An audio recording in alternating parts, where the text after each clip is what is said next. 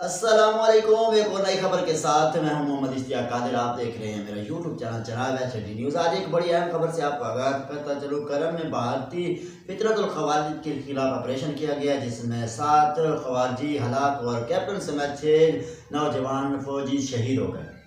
Security forces نے کرم کے علاقے ڈوگر میں بھارتی فطرت الخوارج کے خلاف آپریشن کے دوران 7 خوارجی کو ہلاک کر دیا اور شدید فائرنگ کے تبادلے میں کیپٹن سمیت 6 پاکستانی نوجوان شہید ہوئے ہیں۔ پاک فوج کے شعبۂ تعلقات ISPR کے مطابق فطرت الخوارج کے خلاف آپریشن خفیہ اطلاع کی بنیاد پر کیا گیا ہے۔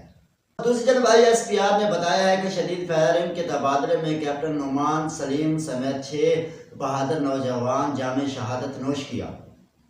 ISPR کے مطابق شہید ہونے والوں میں حوالدار امجد علی نائک، وقاص علی احمد سپاہی، اعجاز علی سپاہی اور محمد ولید اور سپاہی محمد شہباز بھی شامل تھے۔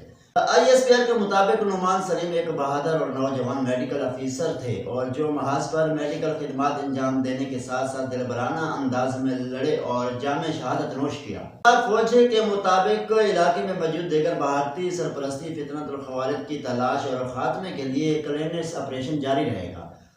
اور دوسری جانب ISPR نے بتایا ہے کہ سیکورٹی فورسز نے اور قانون نافذ کرنے والے ادارے انتشار دہشت گردی کے مہم پوری قوت سے جاری رکھیں گے۔